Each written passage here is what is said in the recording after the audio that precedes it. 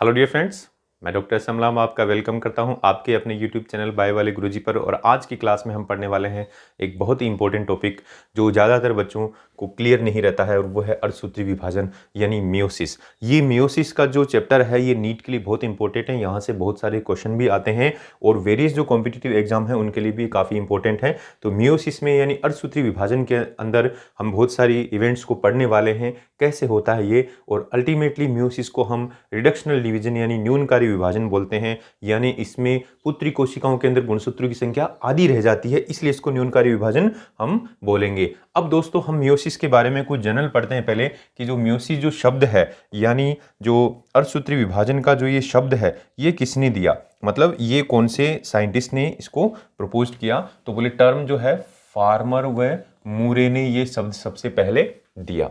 और ये जो विभाजन है ये दोहरा विभाजन कहलाता है, डबल डिवीजन कहलाता है, बिकॉज इसमें दो क्रमवार केंद्रक विभाजन होते हैं। मतलब एक ही कोशिका में पहले विभाजन होता है, फिर उससे पुत्री कोशिकाएं दो बनती हैं, उन दोनों पुत्री कोशिकाओं में फिर से विभाजन होता है। तो इस तरीके से दो चरणों में ये जाके कंप्लीट होता है। लेकिन दोस्तों यहाँ पर डीएनए का जो निर्माण है वो केवल पहले चरण में ही यानी पहली साइकिल में ही होता है डीएनए का निर्माण। इसलिए आपको ये स्पेशली ध्यान रखना है, आगे आएगा भी जब हम इसको पढ़ेंगे।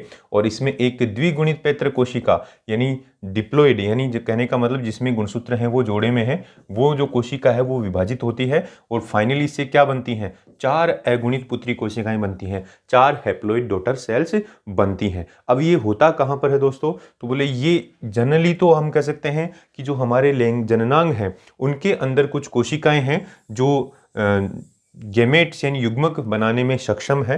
तो उन कोशिकाओं के अंदर यानी जो लैंगिक जनन करने वाले सजीव हैं उनकी जो स्पेशल जो कोशिकाएं हैं जनन कोशिकाएं, उनमें ये विभाजन होता है। तो आपको स्पेशली ध्यान रखना है, तो ये युग्मक निर्माण में ये विभाजन शामिल होता है। तो ये कहाँ होता है, तो बोले हमारी जनन कोशिकाओं के अंदर ये विभाजन होता है और इससे क्या बनते हैं, युग्मक बनते हैं। अब दोस्तों अर्धसूत्री विभाजन जो मियोसिस है इसको हमने बताया था दो टाइप का होता है। दो टाइप का मतलब ये दो चरणों में होता है, पहले मियोसिस फर्स्ट होता है और फिर मियोसिस सेकेंड होता है। तो यानी अर्धसूत्री प्रथम और अर्धसूत्री द्वितीय दो चरणों में होगा। पहले चरण को हम रिडक्शनल डिवीजन यानी न्यूनकारी विभाजन बोलते हैं, बिकॉज इसमें गुणसूत्रों की संख्या आधी हो जाती है। लेकिन दूसरा जो चरण है सेम समसूत्री विभाजन की तरह ही है, यानी इक्वेशनल डिवीजन है, समकारी विभाजन है। इसमें भी आप कह सकते हैं विभाजन तो होता है लेकिन गुणसूत्रों की संख्या बदलती नहीं है, जो आगे हम पढ़ेंगे। इसके 4 फेज हैं, prophase 1, metaphase 1, anaphase 1 and telophase 1। इस तरीके से 4 चरणों में होता है ये। तो मियोसिस फर्स्ट की वजह से इनको हमने 1-1 लगा रखा है, यानी ये 4 चरण है। और उसके बाद में यहाँ जो पुत्री कोशिकाएं बनेंगी, यानी मान लीजिए यहाँ पर एक कोशिका है और उस कोशिका के विभाजन से यहाँ 2 पुत्री कोशिकाएं बनती हैं। तो ये जो दोनों पुत्री कोशिकाएं बनती हैं तो इनसे क्या होता है, यहाँ पर बोले ये न्यूनकारी विभाजन बोला, यानी गुणसूत्र जोड़े में है। तो यहाँ पर आप कह सकते हैं गुणसूत्र अब आधे हो जाते हैं। फिर उसके बाद में यहाँ इस विभाजन में क्या होता है, बोले ये जो दोनों पुत्री कोशिकाएं इस प्रथम मियोसिस प्रथम में बनी थी, इनमें अलग अलग विभाजन होगा।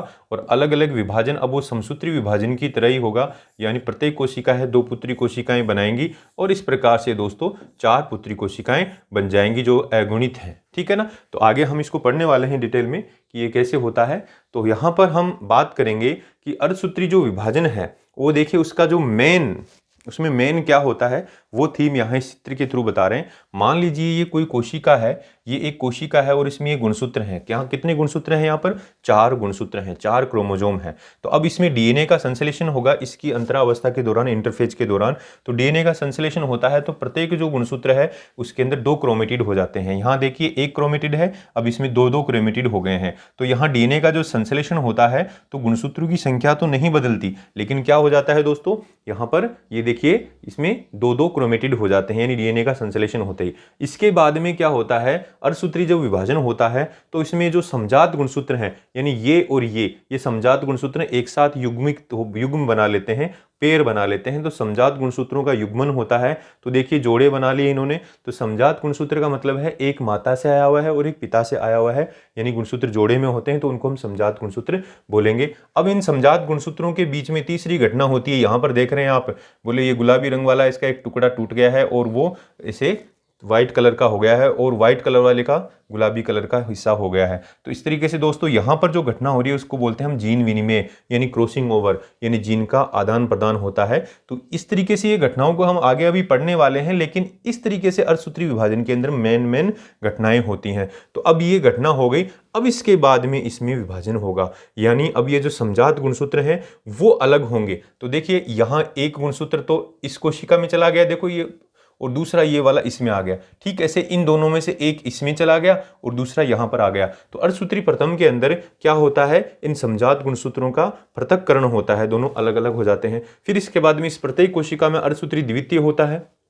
यानी मियोसिस सेकंड होता है। तो उसमें फिर प्रत्येक गुणसूत्र है उसका बंटवारा होता है, प्रत्येक गुणसूत्र है वो टूटता है और उसके दोनों क्रोमेटिड अलग अलग हो जाते हैं और वो अलग अलग गुणसूत्र बना देते हैं। देखिए इस ये टूटा, यानी इसका टूटा तो इसका एक भाग इधर और एक भाग दूसरी कोशिका में, ऐसे ये टूटा एक भाग इधर दूसरा भाग इधर। तो इस तरीके से 2 पुत्री कोशिकाएं बनती हैं। तो यहाँ आप देखेंगे ये 4 पुत्री कोशिकाएं बनी कुल प्रकार से यहाँ पर इस अर्धसूत्री विभाजन में। तो 4 पुत्री कोशिकाएं बनी हैं। अब ये जो चारों हैं ये क्या हैं दोस्तों, तो बोले ये अगुणित हैं। देखो मात्र कोशिका है वो द्विगुणित थी, यानी गुणसूत्र यहाँ पर 4 थे, यानी जोड़े में थे, देखो द्विगुणित थी। तो यहाँ पर गुणसूत्र 4 थे, देखो यहाँ पर, और यहाँ पर 2 ही गुणसूत्र हैं, तो ये अगुणित हो गई है। तो दोस्तों इस प्रकार से हम इसको पढ़ने वाले हैं, यानी ये जो घटनाएं हैं इनको पढ़ने वाले हैं। इस फिगर के अंदर, इस चित्र में हमने जस्ट एक सारांश बताया है, यहाँ पर आपको कंप्लीट नहीं बताया है। अब हम पढ़ेंगे कि जो ये मियोसिस प्रथम है, अर्धसूत्री जो प्रथम है, इसके विभिन्न चरण थे। उसमें पहला चरण है प्रोफेज फर्स्ट, पहला कौन सा है, प्रोफेज फर्स्ट, और ये सबसे लंबा और आप कह सकते हैं जटिल अवस्था है, यानी प्रोलॉन्ग्ड एंड कॉम्प्लेक्स फेज है, और इसकी अलग अलग फेजें हैं। यानी ये प्रोफेज फर्स्ट भी इन 5 फेजों में बटा हुआ है, जिनको हमें क्रमवार याद रखना है। फर्स्ट है लेप्टोटीन, दूसरा है जाइगोटीन, तीसरा है पेकाइटिन, चौथा है डिप्लोटीन और 5वां है डाइकाइनेसिस। तो दोस्तों यहाँ पर आपको ये क्या है, पांचों जो है इनको क्रमवार याद रखना है। तो ये जो पांचों जो सीक्वेंसेज हैं ये सीक्वेंस वाइज घटनाएं होंगी। तो इनमें देखो क्या क्या होगा। तो पहली घटना है लेप्टोटीन। तो देखो हम प्रोफेज के अंदर पढ़ रहे हैं, प्रोफेज की बात की ना, प्रोफेज जो है वो अपने आप में हमें माइटोसिस में पढ़ा था कि उसके अंदर क्या क्या घटनाएं होती हैं। तो बोले उसमें गुणसूत्र जो हैं वो बनने लगते हैं, ठीक है ना, और केंद्रिक झिल्ली गायब हो जाती है, केंद्रिका गायब होने लगती है, अन्य कोशिकांग हैं वो गायब होने लगते हैं, तारक केंद्र है वो विपरीत ध्रुवों की तरफ जाने लगता है, ऐसा हमने पढ़ा था। लेकिन यहाँ पर प्रोफेज जो है उसका जो पहला चरण है उसमें देखो क्या होता है कि क्रोमेटिन में संघनन व कुंडलन होता है और उससे गुणसूत्र बन जाते हैं। क्या बन जाते हैं कि सेम प्रोफेज की तरह ही है, यानी क्रोमेटिन है उसमें कंडेंसेशन एंड कोइलिंग होती है और उससे क्रोमोजोम बन जाते हैं, गुणसूत्र बन जाते हैं। और यहाँ जो गुणसूत्र हैं वो सबसे लंबे व सबसे पतले हैं। तो ऐसा क्वेश्चन आ जाए तो आपको ये ध्यान में रखना है कि लेप्टोटीन में इस तरीके से होता है। अब दोस्तों लेप्टोटीन में जो गुणसूत्र बन रहे हैं वो गुलदस्ते जैसे दिखाई देते हैं, इसलिए इस अवस्था को गुलदस्ता अवस्था यानी बुके स्टेज भी बोलते हैं। यानी जो क्रोमोजोम है वो बुके लाइक अपीयर होते हैं, इसलिए आपको इसलिए ये भी ध्यान रखना है। ये भी काफी फेमस क्वेश्चन है। तो दोस्तों यहाँ पर गुलदस्ता अवस्था का मतलब है कि मान लीजिए ये कोशिका है और इस कोशिका के भीतर ये केंद्रक है, ठीक है दोस्तों। अब इस केंद्रक में जो गुणसूत्र हैं वो यहाँ पर गुणसूत्र जो है उनका जो एक सिरा है वो इस तरीके से आप कह सकते हैं, इस तरीके से इस केंद्रक झिल्ली से जुड़ जाएगा और इस तरीके से व्यवस्थित हो जाते हैं। एक सिरा ऐसे जुड़ जाता है और इस तरीके से नहीं बुके जैसे व्यवस्थित हो जाते हैं, इसलिए इसको बुके स्टेज यानी गुलदस्ता अवस्था भी बोलते हैं। ये जंतु कोशिका के अंदर इस तरीके से होता है। अब दोस्तों हम बात करते हैं नेक्स्ट जो स्टेज है वो जाइगोटीन। तो जाइगोटीन की अगर बात करें तो अभी हमने बोला गुणसूत्र हैं कोशिका के अंदर जोड़े में उपस्थित हैं। गुणसूत्र कैसे उपस्थित हैं, जोड़े में उपस्थित हैं। तो अभी ये जोड़े में उपस्थित हैं तो दोस्तों गुणसूत्र किस तरीके से उपस्थित हैं, ऐसे उपस्थित हैं, इस तरीके से जोड़े में मतलब एक माता से पिता से आया एक माता से आया, तो हम इनको क्या बोलते हैं, समजात गुणसूत्र यानी होमोलोगस क्रोमोसोम बोलते हैं। जैसे मनुष्य के अंदर हम बोलते हैं कि टोटल गुणसूत्र कितने ह्यूमन के अंदर, बोले 46 गुणसूत्र हैं। लेकिन अगर जोड़े वाइज बात करें तो 23 जोड़े हैं। 23 जोड़े का मतलब यहाँ 23 तो है माता पिता से आए हैं और 23 ही किससे आते हैं, माता से आते हैं। तो इस प्रकार से यहाँ पर जो 23 जोड़े हैं उसमें जो एक जोड़ा है उसको यहाँ दिखाया हुआ है ऐसे मान लीजिए। तो इनको हम बोलते हैं समजात गुणसूत्र, यानी एक माता से और एक पिता से आया हुआ है। तो दोस्तों ये जो समजात गुणसूत्र हैं ये क्या होते हैं, ये एक जगह होते हैं। तो जाइगोटीन के अंदर क्या होता है, तो जाइगोटीन के अंदर हम देखते हैं कि एक आपने शब्द सुना होगा, जाइगोटीन का अर्थ समझते हैं। तो जाइगोट सुना होगा, जाइगोट को बोलते हैं युग्मनज, यानी जब शुक्राणु और अंडाणु कोशिका आपस में मिलती है तो उसको बोलते हैं युग्मनज। यानी इसका मतलब ये होगा, जाइगोट का मतलब दो चीजें एक जगह मिलन हो रहा है। यानी इसी प्रकार से यहाँ जाइगोटिन में बोल देंगे कि जो समजात गुणसूत्र हैं वो इकट्ठे हो रहे हैं, उनका क्या हो रहा है, युग्मन हो रहा है, वो एक जगह हो रहे हैं। जाइगोटिन में पहला काम क्या हो गया, पेयरिंग ऑफ होमोलोगस क्रोमोसोम, यानी जो समजात गुणसूत्र हैं, देखिए ये एक लाल वाला है, एक नीले वाला है। तो जो लाल वाला है वो है आपका कौन सा, माता से आया हुआ, और नीले वाला पिता से आया हुआ गुणसूत्र है। इस तरीके से हम बता देंगे। तो इस तरीके से जोड़ा बना लेते हैं। इस तरीके से देखो, ये जोड़ा बना लिया, इस ऊपर वाले चित्र में भी इस तरीके से जोड़ा बना लेते हैं। तो होमोलोगस क्रोमोसोम उनकी पेयरिंग हो जाती है, यानी वो ऐसे जोड़ा बना लेते हैं दोस्तों। अब जोड़ा बनाने के बाद में जो जोड़ा बनाने की जो प्रक्रिया है, युग्मन की प्रक्रिया को हम सिनेप्सिस बोलते हैं। क्या बोलते हैं, सिनेप्सिस। तो आपके लिए यहाँ इंपॉर्टेंट है कि सिनेप्सिस क्या है। तो समजात गुणसूत्रों की युग्मन की क्रिया को सिनेप्सिस बोलते हैं। इनकी पेयरिंग की जो प्रोसेस है उसको क्या बोलते हैं, सिनेप्सिस बोलते हैं। और ये जाइगोटिन अवस्था में होती है। फिर उसके बाद में देखो, ये जो सिनेप्सिस हुए क्रोमोसोम है, पेयर ऑफ सिनेप्स्ड क्रोमोसोम, वो क्या बनाते हैं, बाइवेलेंट बनाते हैं, यानी गुणसूत्रों का एक जोड़ा बनाते हैं। यानी यहां पर आप कह सकते हैं, खुद देख सकते हैं इस चित्र के अंदर, यानी अब ये जोड़ा बन गया तो इसको हम बोल देंगे बाईवेलेंट। क्या बोलेंगे दोस्तों, बाईवेलेंट, यानी दो हैं एक साथ। बाईवेलेंट का मतलब यही है कि दो गुणसूत्र एक साथ आ गए हैं, तो ये बाईवेलेंट बनाते हैं। और अब यहां पर दोनों गुणसूत्रों के मध्य, दोनों पास पास में आ गए हैं, तो उनके मध्य क्या बनेगा, एक सिनेप्टोनिमल जटिल का निर्माण होगा, सिनेप्टोनिमल कॉम्प्लेक्स बनेगा। और उसकी वजह से जो बाइवेलेंट है वो क्या हो जाएगा, स्थायित्व मिलेगा उसको, बाइवेलेंट स्टेबलाइज हो जाएगा। यानी इस तरीके से दोस्तों, ये देखो, ये हमारा एक गुणसूत्र है और ये नीले वाला दूसरा गुणसूत्र है, यानी दोनों समजात गुणसूत्र हैं। दोनों के बीच में सिनेप्टोनिमल कॉम्प्लेक्स बन गया है, यानी दोनों के बीच में देखो इस तरीके से यहाँ कुछ ऐसे प्रेसे बन गए हैं, इंटरेक्शन हुआ है, जैसे गम से चिपका दिया हो ना, यानी गोंद से जब हम हमारी दोनों उंगली में यहाँ फेविकोल लगा दें, चिपक जाए ना, उस तरीके से। और इसको बोलते हैं सिनेप्टोनिमल कॉम्प्लेक्स। तो दोस्तों सिनेप्टोनिमल कॉम्प्लेक्स समजात गुणसूत्रों के मध्य बनता है। तो अब यहाँ पर आपके लिए जो क्वेश्चन हो गया कि जाइगोटिन फेज के अंदर एक तो सिनेप्सिस की क्रिया होती है, दूसरा जाइगोटिन में बाइवेलेंट बनता है, यानी समजात गुणसूत्र एक जगह हो जाते हैं दोनों, और इसके अलावा आप कह सकते हैं सिनेप्टोनिमल कॉम्प्लेक्स भी बनता है, वो जाइगोटिन के अंदर ही बनता है। तो सिनेप्टोनिमल कॉम्प्लेक्स का तो मतलब यह है कि दोनों समजात गुणसूत्र पूरी लंबाई में एक दूसरे से सट जाते हैं और चिपक जाते हैं। उसको, उस योजक बीच में जो एक तरीके से जो पदार्थ उनको जोड़ रहा है, उसको ही हम बोल रहे हैं सिनेप्टोनिमल कॉम्प्लेक्स दोस्तों। अब यहाँ पर इसको चित्र से समझ सकते हैं, यहाँ पर होमोलोगस का पेयरिंग हुआ और इनमें देखिए सिनेप्सिस कुछ ज़्यादा ही चिपक गए, तो सिनेप्सिस की प्रक्रिया हुई। अब इसके बाद में, सिनेप्सिस के बाद में यहाँ कुछ जीनों का आदान प्रदान होगा।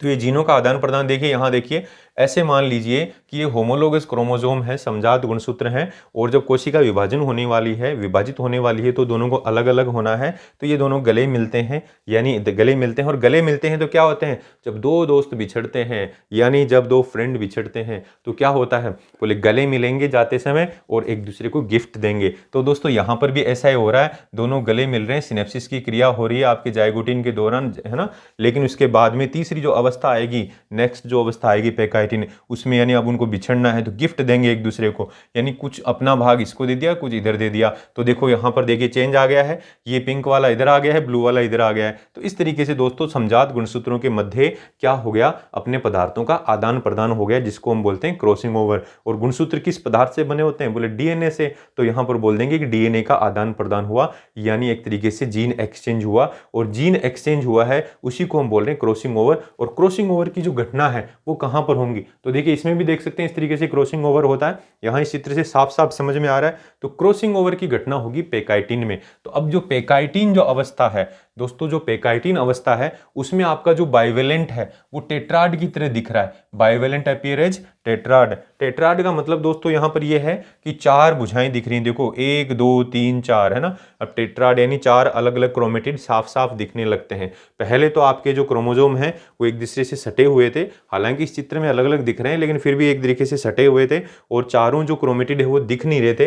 लेकिन यहाँ पर दोनों गुणसूत्रों के जो चारों क्रोमेटिड हैं वो क्लियर दिख रहे हैं, और उसी अवस्था को हम क्या बोल रहे हैं, टेट्राड दोस्तों, यानी चार क्रोमेटिड साफ साफ दिख रहे हैं। तो पेकाइटिन में टेट्राड दिखाई देता है। अब दोस्तों ये जो टेट्राड है, इसके अंदर अगर हम देखें तो इस टेट्राड में अगर यहां देखें तो हम ये बताएंगे साहब, ये दोनों ये दोनों क्रोमेटिड एक ही गुणसूत्र के हैं, तो इनको तो हम बोल देंगे सिस्टर क्रोमेटिड।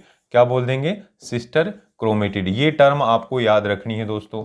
सिस्टर क्रोमेटिड मतलब एक ही गुणसूत्र के दोनों क्रोमेटिड आपस में सिस्टर क्रोमेटिड कहलाते हैं। लेकिन दोस्तों अगर हम इसकी बात करें इन दोनों की, इन दोनों को देखो आप, ये दो अलग अलग गुणसूत्रों के यानी समजात गुणसूत्रों के अलग अलग क्रोमेटिड हैं। इनको हम बोलेंगे नॉन सिस्टर, यानी सगी बहनें नहीं हैं। ठीक है ना, ये सगे नहीं हैं, तो ये नॉन सिस्टर क्रोमेटिड हो गए। तो आपको कभी ये ध्यान आए कि सिस्टर क्रोमेटिड और नॉन सिस्टर क्रोमेटिड का मतलब क्या है, तो आपको ये बताना है कि सिस्टर क्रोमेटिड तो मतलब two chromatids of same chromosome, यानी एक ही गुणसूत्र के दोनों क्रोमेटिड को हम बोलेंगे सिस्टर क्रोमेटिड।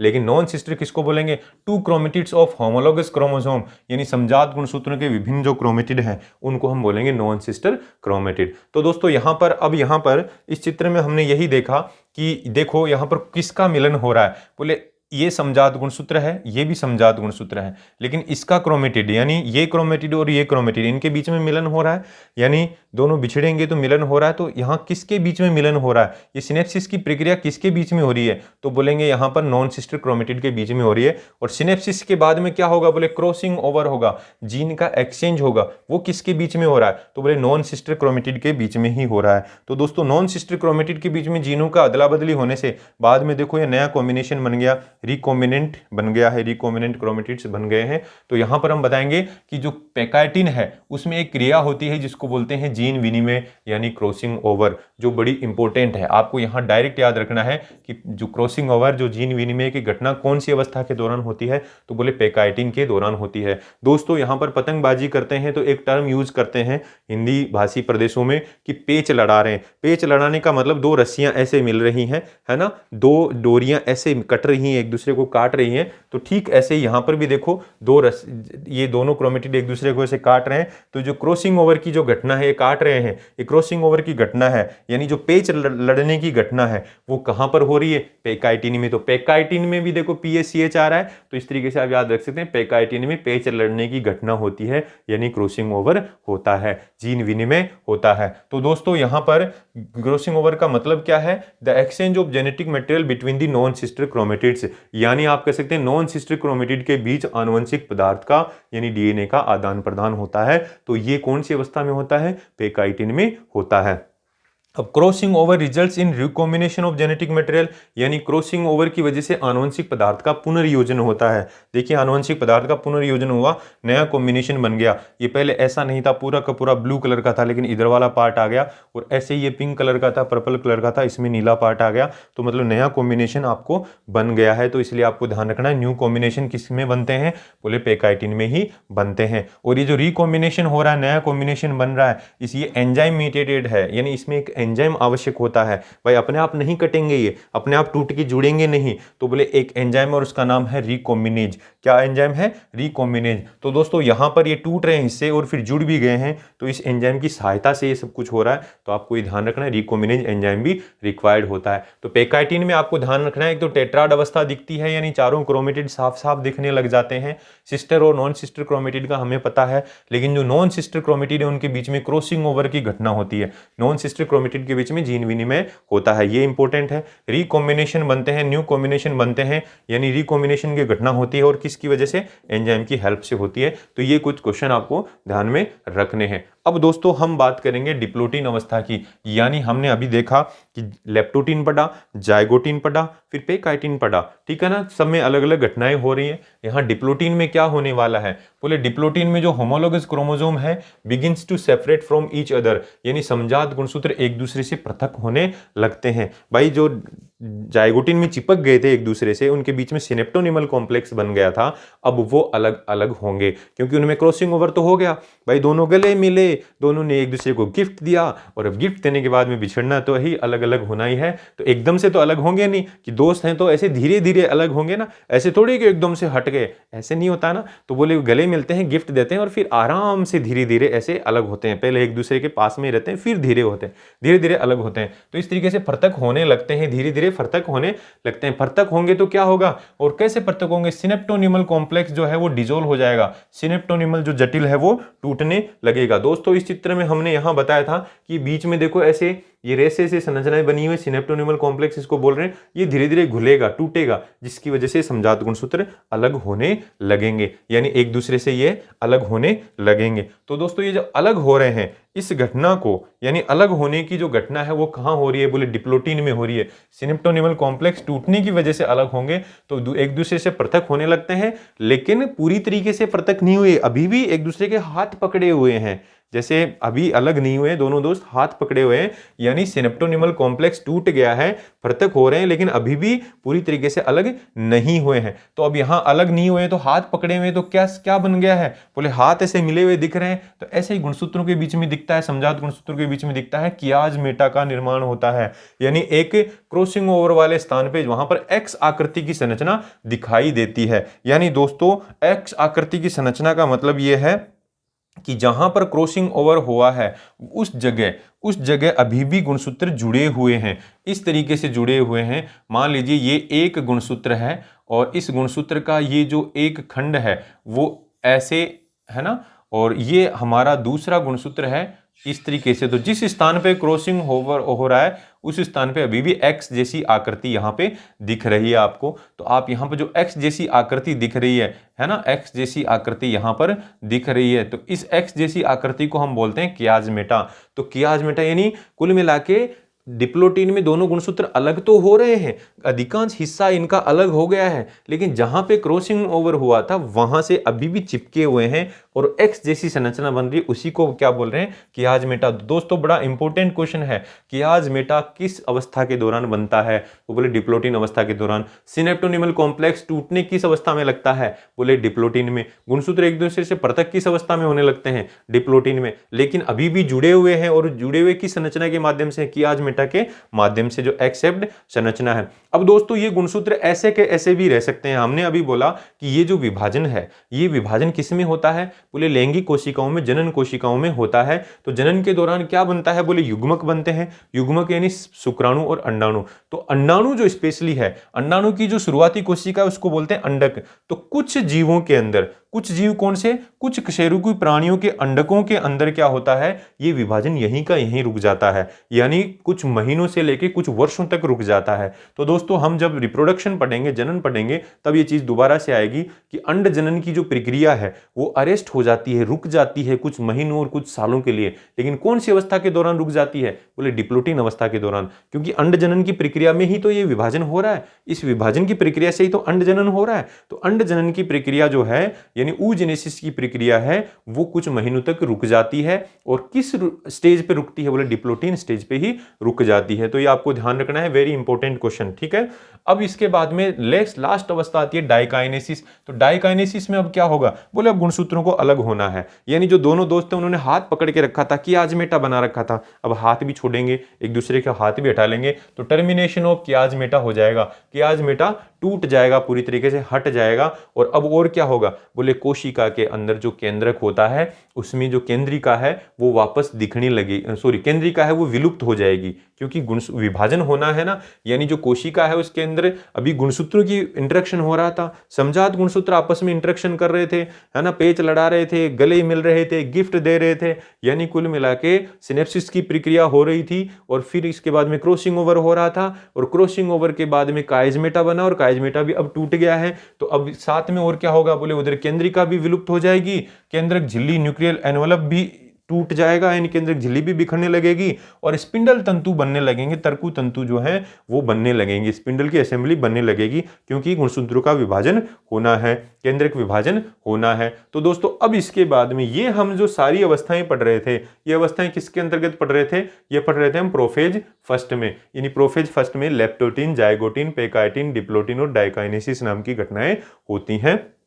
और इन घटनाओं को आपको ध्यान रखना है कि क्या होती है, गुलदस्ता अवस्था किसमें दिखती है, लेप्टोटीन के दौरान, जाइगोटीन के दौरान सिनेप्सिस होता है, साथ में बाइवेलेंट बनता है और सिनेप्टोनिमल कॉम्प्लेक्स बन जाता है गुणसूत्रों के बीच में। और ऐसे ही पेकाइटिन में बोले टेट्राड अवस्था दिखती है, चारों क्रोमेटिड साफ साफ दिखते हैं समजात गुणसूत्रों के।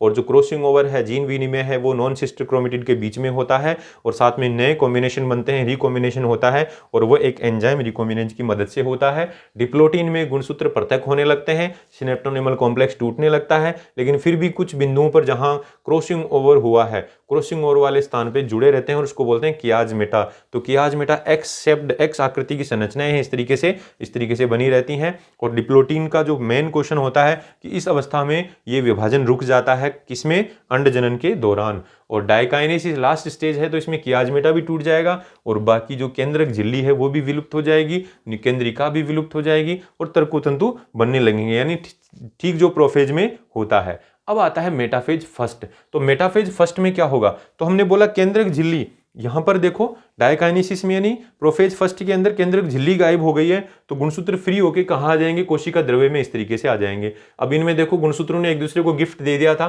क्रोमोसोम ने एक दूसरे को गिफ्ट दे दिया था, यानी इस तरीके से देखो एक दूसरे का हिस्सा टूट के एक दूसरे में चला गया था, ऐसे गिफ्ट दे दिया। अब ये गुणसूत्र दोस्तों ये क्या है, इस कोशिका के विषुवत रेखीय तल पे, यानी बीचों बीच वाला जो तल है जिसको विषुवतीय तल बोलते हैं, उस पर व्यवस्थित हो जाते हैं। यानी जो बाइवेलेंट हैं, यानी दोनों जो समजात गुणसूत्र के जो जोड़े हैं वो इस इक्वेटर प्लेन पे ऐसे व्यवस्थित हो जाते हैं। तो यहाँ पर जो मेटाफेजिक प्लेट बनेगी, यहाँ तो हमने 4 गुणसूत्र दिखाए हैं, ऐसे एक जोड़ा, दूसरा जोड़ा, तीसरा, ऐसे सारे जोड़ों को ऐसे व्यवस्थित करें तो ऐसे प्लेट बनेगी और इस प्लेट को हम बोलेंगे डबल मेटाफेजिक प्लेट, क्योंकि दो गुणसूत्रों से बना हुआ है ना ऐसे। तो यहां पर आपको ध्यान रखना डबल मेटाफेजिक प्लेट बनती है, तो डबल मेटाफेजिक प्लेट बनेगी और इस तरीके से व्यवस्थित हो जाएंगे। तो दोस्तों अब हम बात करेंगे कि इस तरीके से दोनों गुणसूत्र व्यवस्थित हैं, जैसे ये दोनों गुणसूत्र हैं इस तरीके से व्यवस्थित हैं और अब ये पृथक होंगे। तो देखो यहां पर प्रत्येक गुणसूत्र का आप कह सकते हैं अपने जोड़े के गुणसूत्र से अलग होगा, गुणसूत्र के क्रोमेटिड अलग नहीं होंगे, सिर्फ समजात गुणसूत्र अलग होंगे,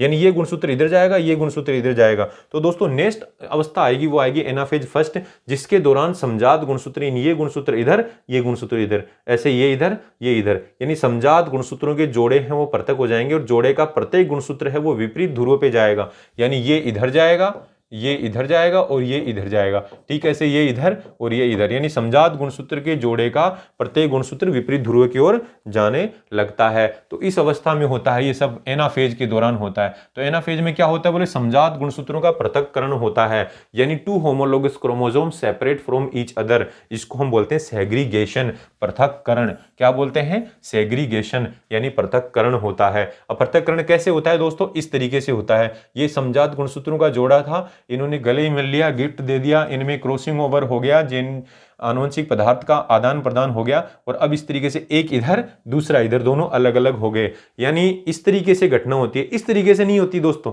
यहां पर एक गुणसूत्र है, इस गुणसूत्र के दोनों क्रोमेटिड अलग नहीं होते हैं, यानी ये घटना नहीं होती है, ये ध्यान रखना है। तो यहां पर किस प्रकार की घटना होती है ना फेज फर्स्ट में, समजात गुणसूत्र एक दूसरे से पृथक होते हैं, लेकिन क्या नहीं होता कि क्रोमोसोम या सेंट्रोमियर डज नॉट स्प्लिट, यानी गुणसूत्र या गुणसूत्रीय बिंदु स्प्लिट नहीं होता है, यानी प्रत्येक गुणसूत्र में यानी कंटेंट्स 2 क्रोमेटिड, यहां गुणसूत्र में 2 क्रोमेटिड ही रहने वाले हैं, देखो 2 क्रोमेटिड रहे है ना, प्रत्येक गुणसूत्र में 2 क्रोमेटिड वाला है, यानी ये घटना नहीं होगी, ये घटना तो एनाफेज सेकंड में होगी, जब आगे आएगा ना उसमें होगी।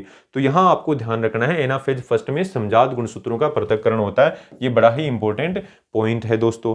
अब यहां पर each chromosome of pair reaches to opposite pole, यानी जोड़े का प्रत्येक गुणसूत्र विपरीत ध्रुव पे पहुंच जाता है, हमने अभी बताया ना विपरीत ध्रुव पे जोड़े का प्रत्येक गुणसूत्र अलग होकर विपरीत ध्रुव पे पहुंच जाएगा और इसकी वजह से क्या होगा, बोले कोशिका में गुणसूत्रों की संख्या आधी हो जाएगी, क्योंकि आधे इधर चले गए, आधे इधर चले गए, भाई जो 46 थे, 46 में से 23 इधर, 23 इधर, तो आप कह सकते हैं आधे आधे हो गए। तो reduction in the number of chromosome occurs during this anaphase 1, यानी एनाफेज 1 के दौरान गुणसूत्रों की संख्या में कमी आ जाती है, यानी गुणसूत्रों की संख्या आधी हो जाती है, क्योंकि आधे आधे विपरीत ध्रुवों पे चले गए।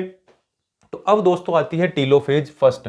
टीलोफेज फर्स्ट में क्या होता है, बोले टीलोफेज तो लास्ट वाली अवस्था है और इसके दौरान क्या होते हैं, क्रोमोसोम रीचेज दी पोल्स, यानी गुणसूत्र विपरीत ध्रुवों पर पहुंच जाते हैं और पहुंच गए, अब अलग अलग हो गए सारे गुणसूत्र, तो अब बोले विपरीत ध्रुवों पे 2 केंद्रक बन जाएंगे, तो तर्कु तंतु भी विलुप्त हो जाएंगे, स्पिंडल फाइबर भी डिसअपीयर हो जाएंगे और जो केंद्रिका गायब हो गई थी, केंद्रक झिल्ली गायब हो गई थी, वो वापस बन जाएगी, केंद्रिका भी बन जाएगी, केंद्रक झिल्ली भी पुनः प्रकट हो जाती है। यानी अब इस तरीके से हम कह सकते हैं कि हमारी जो कोशिका है उस कोशिका के अंदर क्या है, बोले ऐसे 2 केंद्रक बन गए हैं और गुणसूत्र आधे आधे बट गए हैं, इस तरीके से हो गए हैं।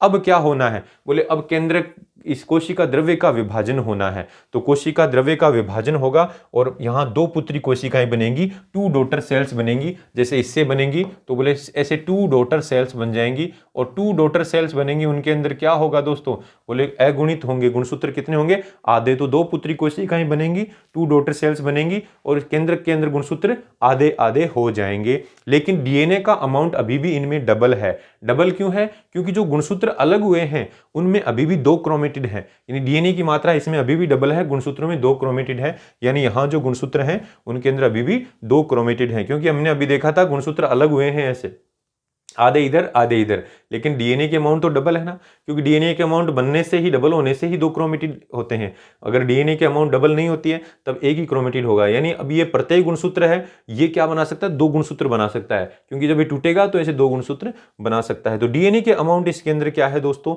डीएनए के अमाउंट अभी भी क्या है, डबल है। तो गुणसूत्रों की संख्या तो आधी हो गई है, लेकिन डीएनए के अमाउंट डबल है। तो डीएनए के अमाउंट डबल है तो इसका विभाजन पुनः होगा। क्या होगा, इनका विभाजन पुनः होगा और 2 प्रत्येक कोशिका 2 पुत्री कोशिकाएं बनाएंगी और वो भी अगुणित है, नहीं इस तरीके से अपनी जैसी एक एक पुत्री कोशिका और बना देगी ऐसे, ठीक है ना। तो इस तरीके से आप कह सकते हैं इस एक कोशिका से कितनी 4 कोशिकाएं बन जाएंगी जो अगुणित होंगी। तो अब यहां कह सकते हैं कि दोनों क्रोमेटिड अलग कब होंगे। अभी बोला दोनों क्रोमेटिड हैं इसलिए डीएनए की मात्रा डबल है, तो दोनों क्रोमेटिड तो एनाफेज सेकंड में अलग होंगे, हमने पहले ही बता दिया था। यानी एनाफेज सेकंड में ये घटना होगी, ये दोनों क्रोमेटिड अलग नहीं होंगे, अभी तक समजात गुणसूत्र ही अलग हुए हैं। तो दोस्तों इसको हम अब देखेंगे कि साहब 2 पुत्री कोशिकाएं बन गई हैं। अब ये दोनों पुत्री कोशिकाएं रुकेंगी थोड़ी, यानी ये दोनों पुत्री कोशिकाएं बन गई हैं, ये ऐसे ही नहीं रहेंगी, इनमें आगे पुनः विभाजन होगा, इसमें विभाजन होगा और इसमें भी विभाजन होगा। तो विभाजन की तैयारी तो होनी जरूरी है ना। तो विभाजन की जो तैयारी होती है उसको हम क्या बोलते हैं दोस्तों, इंटरफेज बोलते हैं। यानी विभाजन की जो तैयारियां होती हैं उस अवस्था को क्या बोलते हैं, इंटरफेज बोलते हैं। लेकिन यहां पर जो इंटरफेज है उसको हम क्या बोलेंगे, इंट्रामियोटिक इंटरफेज। यानी मियोसिस हो रहा था, अर्धसूत्री विभाजन हो रहा था, उसके बीच में, यानी पहला हो गया अब दूसरा होने वाला है, तो उसके बीच का इंटरफेज है ये, और इसलिए इसको इंटरकाइनेसिस भी बोल देते हैं। स्पेशली आपको याद रखना है कि मियोसिस प्रथम और मियोसिस द्वितीय के बीच की अवस्था है ये इंटरकाइनेसिस। तो इंटरकाइनेसिस के दौरान क्या होता है, बोले उपापचयी क्रियाएं होती हैं। तो metabolic stage between telophase first and prophase second, यानी अभी हमने देखा टीलोफेज फर्स्ट है, ये कंप्लीट हो गया है और उसके बाद में इंटरफेज आया है, और इस इंटरफेज के बाद में क्या स्टार्ट होने वाला है, प्रोफेज सेकंड स्टार्ट होने वाला है, क्योंकि मियोसिस फर्स्ट का लास्ट अवस्था आ गई है जिसको बोल रहे हैं टीलोफेज फर्स्ट। फिर उसके बाद में मियोसिस सेकंड की प्रथम अवस्था चालू होगी जिसको बोलेंगे प्रोफेज सेकंड। तो टीलोफेज फर्स्ट व प्रोफेज सेकंड के मध्य की ये उपापचयी अवस्था है और कुछ भी नहीं है। यहाँ कुछ उपापचयी क्रियाएं होती हैं और ये एक तरीके से देखा जाए तो अर्धसूत्री प्रथम और अर्धसूत्री द्वितीय के मध्य का गैप है, यानी मियोसिस फर्स्ट और मियोसिस सेकंड के बीच का गैप है। इंटरकाइनेसिस रियल में क्या है, बोले मियोसिस फर्स्ट कंप्लीट हो चुका है और मियोसिस सेकंड स्टार्ट होने वाला है, तो उसके बीच का गैप है। लेकिन इसमें जो गुणसूत्र हैं वो डू नॉट फॉर्म क्रोमेटिन, मतलब इसमें जो इस अवस्था के दौरान गुणसूत्र ही होते हैं, क्रोमेटिन नहीं दिखता है। इंटरफेज के दौरान क्रोमेटिन दिखता है लेकिन कहाँ क्रोमेटिन नहीं दिखता है, और साथ में डीएनए का रेप्लिकेशन भी नहीं होता। वेरी वेरी इंपॉर्टेंट, डीएनए का रेप्लिकेशन अर्धसूत्री विभाजन फर्स्ट से पहले ही एक बार होता है, यानी जो शुरुआती इंटरफेज आती है उसी में होता है। मियोसिस फर्स्ट कंप्लीट होने के बाद में मियोसिस जब सेकंड स्टार्ट होगा तो बीच में जो अवस्था आएगी उसको इंटरकाइनेसिस बोल रहे हैं, लेकिन वहां डीएनए का सिंथेसिस नहीं होगा, डीएनए का प्रतिकरण नहीं होता है। सिर्फ किसका होता है, सेंट्रियोल रेप्लिकेट्स। हाँ, सेंट्रियोल जरूर बनेंगे, आरएनए और रिक्वायर्ड जो प्रोटीन है वो भी जरूर बनेंगे, इतना ही होता है, बाकी डीएनए का प्रतिकरण नहीं होता है दोस्तों। अब हम बात करेंगे मियोसिस सेकंड की। तो मियोसिस जो सेकंड है ये किस में होता है, बोले in the daughter cell of the meiosis first, यानी अर्धसूत्री प्रथम में जो 2 पुत्री कोशिकाएं बनी थी, अर्धसूत्री प्रथम की जो 2 पुत्री कोशिकाएं बनी है, 2 डॉटर सेल्स बनी है, उनके अंदर होता है ये, हमने अभी पहले भी बताया था। तो ये विभाजन वैसे देखा जाए तो सिमिलर टू माइटोसिस, समसूत्री विभाजन की तरह ही होता है। मियोसिस सेकंड क्या होता है, समसूत्री विभाजन की तरह ही होता है, और इसको इक्वेशनल डिवीजन यानी समकारी विभाजन बोलते हैं, क्योंकि अब यहां से 2 पुत्री कोशिकाएं जो मियोसिस प्रथम में बनी थी इनका विभाजन होगा, और इनमें आप कह सकते हैं ऐसे प्रत्येक से 2-2 बनेंगी। यहां पर अगुणित गुणसूत्र है क्योंकि अर्धसूत्री प्रथम में जो बना है वो अगुणित है, और यहाँ मेन जो कोशिका थी वो द्विगुणित थी, द्विगुणित से ऐसे ये 2 कोशिकाएं बनी है, तो इसको तो हम अर्धसूत्री प्रथम बोल रहे हैं, और आगे का जो स्टेप हो रहा है इसको अर्धसूत्री सेकंड बोल रहे हैं। तो देखिए अर्धसूत्री प्रथम में एक द्विगुणित कोशिका से 2 अगुणित पुत्री कोशिकाएं बनी, और अर्धसूत्री द्वितीय में प्रत्येक द्वितीय में क्या होगा, प्रत्येक जो द्विगुण अगुणित कोशिका है वो अपनी जैसी ही दो अगुणित कोशिकाएं बना रही हैं, यानी ये समसूत्री विभाजन की तरह ही हो रहा है, इसलिए हम इसको समसूत्री समकारी विभाजन यानी इक्वेशनल डिवीजन भी बोल रहे हैं। लेकिन एग्जैक्ट वैसा का वैसा नहीं होता है, समसूत्री विभाजन की तरह एग्जैक्ट नहीं होता है, एकदम समसूत्री विभाजन की तरह नहीं होता है। कारण क्या है? बोले माइटोसिस जो होता है ना, जो समसूत्री विभाजन होता है ना, वो तो द्विगुणित कायिक कोशिकाओं में होता है, यानी शरीर की जो नॉर्मल कोशिकाएं हैं द्विगुणित उनमें होता है। लेकिन मियोसिस किस में होता है? हैप्लॉइड जर्म सेल्स में होता है, अगुणित जनन कोशिकाओं में होता है। देखो मियोसिस सेकंड किस में हो रहा है? हमने बोला मियोसिस, माइटोसिस और मियोसिस सेकंड एक जैसे ही है, एक जैसे नहीं है। ये माइटोसिस तो है डिप्लॉइड कोशिकाओं में होता है, लेकिन मियोसिस जो सेकंड है वो देखो किस में हो रहा है? ये अगुणित कोशिका में हो रहा है, यानी हैप्लॉइड जर्म सेल में, अगुणित जनन कोशिका में होता है। हालांकि दोनों दिखने में एक जैसे ही हैं, लेकिन होता किस में है, ये अंतर हो गया।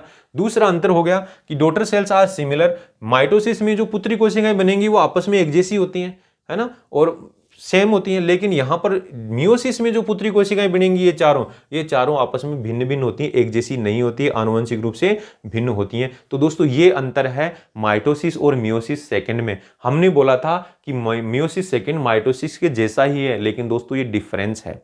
अब इस मियोसिस सेकंड में मेन घटना क्या होगी? मुख्य घटना होती है गुणसूत्रों के क्रोमेटिड का पृथक्करण, यानी जो प्रत्येक गुणसूत्र में जो दो क्रोमेटिड हैं वो अलग अलग होंगे, वो एनाफेज के दौरान होगा। तो अब यहां पर क्रॉसिंग ओवर की जो घटना है वो नहीं होती है। तो chromatids are differ from each other due to crossing over. अभी जो क्रोमेटिड जो बने हैं, देखो अभी हमने एक चित्र बताया था, देखो इस तरीके से कि यहां पर क्रोमेटिड का सेपरेशन होगा मियोसिस सेकंड में। भाई ये जो हमारा गुणसूत्र था, इसमें एक क्रोमेटिड पे कुछ आदान प्रदान हो गया था उसके समजात गुणसूत्र के साथ में। तो अब ये आप कह सकते हैं इस गुणसूत्र के क्रोमेटिड का ऐसे पृथक्करण होगा, और ये दोनों क्रोमेटिड एक जैसे भी नहीं है।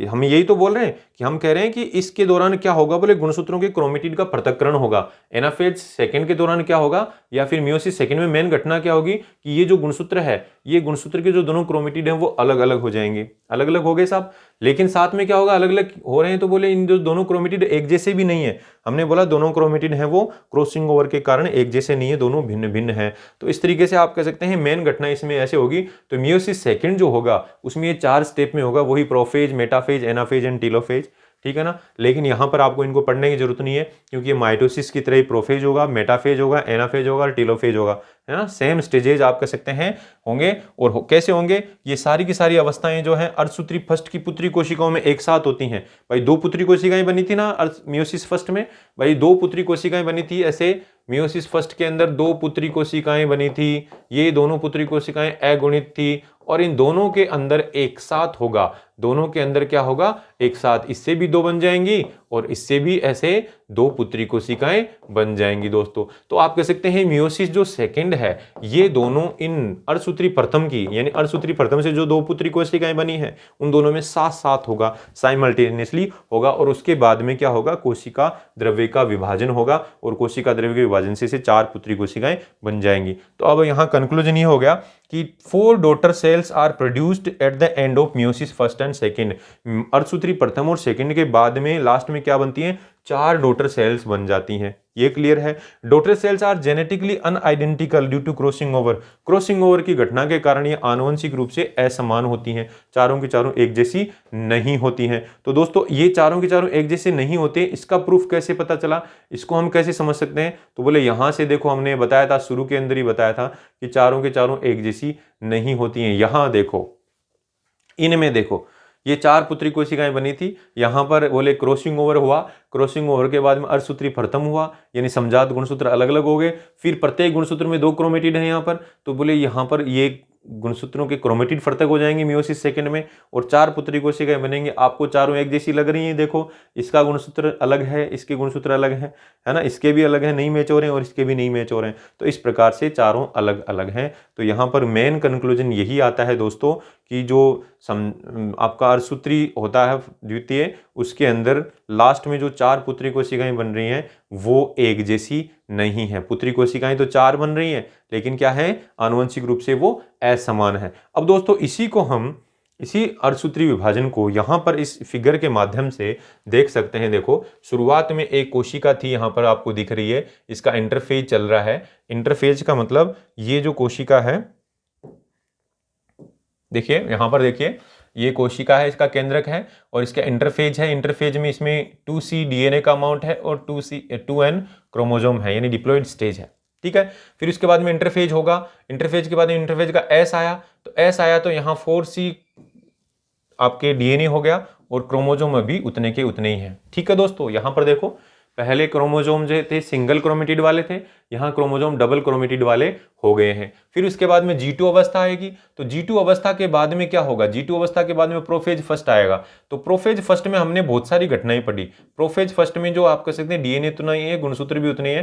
प्रोफेज फर्स्ट में हम 5 प्रकार की घटनाएं पढ़ी, और उन 5 प्रकार की घटनाओं में मेन घटना है वो क्या है, क्रॉसिंग ओवर होता है अल्टीमेटली। और क्रॉसिंग ओवर की वजह से क्या होता है, बोले समजात गुणसूत्रों के मध्य जीनों का आदान प्रदान होता है। तो जो समजात गुणसूत्र हैं वो अलग होते हैं फाइनली। तो यहाँ पर मियोसिस जो फर्स्ट होगा भाई, एनाफेज फर्स्ट हो गया, फिर मेटाफेज फर्स्ट हो गया, फिर एनाफेज फर्स्ट हो गया, देन टेलोफेज फर्स्ट। तो यहाँ पर क्या होगा, समजात गुणसूत्र अलग होंगे। तो यहाँ देखो मेटाफेज के अंदर है, मेटाफेज फर्स्ट है, उसमें भी डीएनए का अमाउंट उतना ही है, गुणसूत्र उतने ही है। लेकिन जैसे एनाफेज फर्स्ट कंप्लीट होगा तो बोले डीएनए का अमाउंट अब वापस मतलब 2C हो जाएगा, और क्रोमोजोम कितने हो जाएंगे, N, यानी एक कोशिका में इतने हो जाएंगे। तो ये आप कह सकते हैं एक ध्रुव पे आधे चले गए, आधे इधर चले गए, तो गुणसूत्र कितने हो गए, 2C+N और 2C+N हो जाएंगे। यानी कुल मिला के अगर हम बात करें तो एक तरफ इतना चला गया आधे गुणसूत्र, दूसरी तरफ आधे गुणसूत्र चले गए। देखो यहाँ पर एनाफेज फर्स्ट में यही पढ़ा था, इस तरीके से आधे इधर और आधे इधर चले गए हैं दोस्तों। फिर उसके बाद में क्या होगा, बोले टीलोफेज होगा, तो टीलोफेज में लास्ट में 2 अलग अलग केंद्रक बन जाएंगे, और इस तरीके से टीलोफेज फर्स्ट के बाद में बोले प्रत्येक कोशिका के अंदर क्या होगा, 2C है और क्रोमोजोम क्या है, 2C है और क्रोमोजोम कितने हैं, N है। और दूसरी के अंदर भी बोले 2C है और क्रोमोजोम कितने हैं, N है। तो हमें देखने को ऐसे लग रहा है कि यहाँ पर डीएनए का अमाउंट 2C ही है, लेकिन देखा जाए तो अभी इस प्रत्येक गुणसूत्र में, यानी गुणसूत्र आधे हो गए लेकिन प्रत्येक गुणसूत्र में 2 क्रोमेटिड हैं, इसलिए डीएनए का अमाउंट डबल है। तो अब इसके अंदर भी आप कह सकते हैं 2 पुत्री कोशिकाएं बनेंगी, और 2 पुत्री कोशिकाओं में फिर से विभाजन होगा। तो यहाँ पर प्रोफेज सेकंड चलेगा, प्रोफेज सेकंड से देखो यहाँ पर मेटाफेज सेकंड, मेटाफेज सेकंड से एनाफेज सेकंड, और एनाफेज सेकंड में फिर से आप कह सकते हैं गुणसूत्रों के क्रोमेटिड अलग अलग हो जाएंगे। फिर टीलोफेज सेकंड चलेगा, और लास्ट में ऐसे 4 पुत्री कोशिकाएं बन जाएंगी। तो दोस्तों ये जो फ्लो चार्ट है, इस फ्लो चार्ट के माध्यम से हम एक साथ यहाँ देख सकते हैं कि एक कोशिका के अंदर विभाजन चालू हुआ। पहले मियोसिस फर्स्ट हुआ, 2 पुत्री कोशिकाएं बनी, फिर मियोसिस सेकंड, दोनों में साथ में चला, ऐसे एक प्रत्येक से 2 बनी, तो टोटल 4 पुत्री कोशिकाएं बन गई हैं। अब दोस्तों ये मियोसिस जो है, ये अर्धसूत्री विभाजन है, इसका महत्व क्या है, सिग्निफिकेंस। तो पहला महत्व तो है फॉर्मेशन ऑफ गैमेट्स, यानी युग्मकों का निर्माण। भाई जनन कोशिकाओं में युग्मकों का निर्माण इसी से होता है। दूसरा मेंटेनेंस ऑफ क्रोमोसोम नंबर, यानी गुणसूत्रों की संख्या को प्रजाति में एक समान बनाए रखना।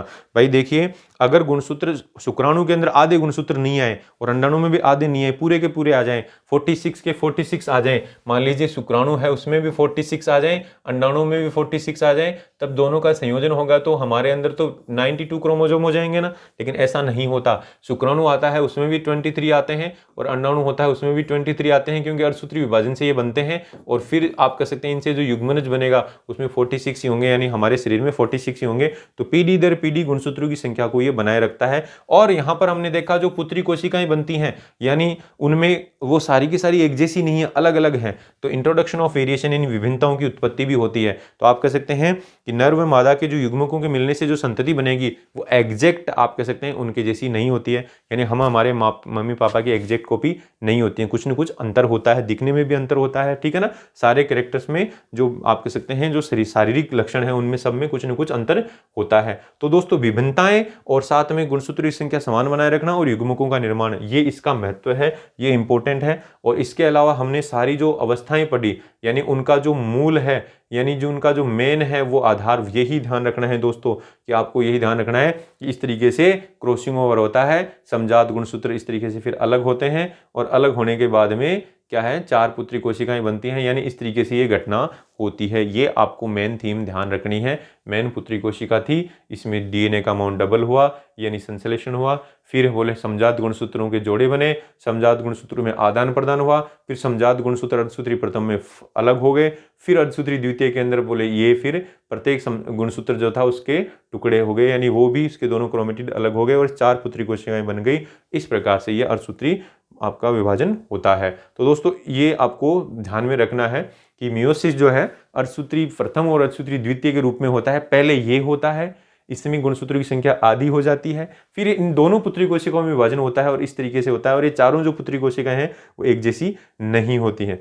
ठीक है दोस्तों, तो ये अपने आप में काफ़ी एक इंपॉर्टेंट पार्ट था अर्धसूत्री विभाजन। तो इसको उम्मीद है क्लास पसंद आई होगी। तो ऐसे ही आप कह सकते हैं डिटेल कंसेप्टिव क्लासेज आपको मिलती रहेंगी हर टॉपिक पर। तो वीडियो को लाइक और शेयर कर दीजिए, और अगर ये क्लास पसंद आई हो तो जिन्होंने अभी तक चैनल सब्सक्राइब नहीं किया वो सब्सक्राइब कर दें और बेल आइकन को भी दबा दें, ताकि आने वाले इंपॉर्टेंट क्लासेज आपको मिलती रहें दोस्तों। तो मिलते हैं नेक्स्ट क्लास में। Thank you.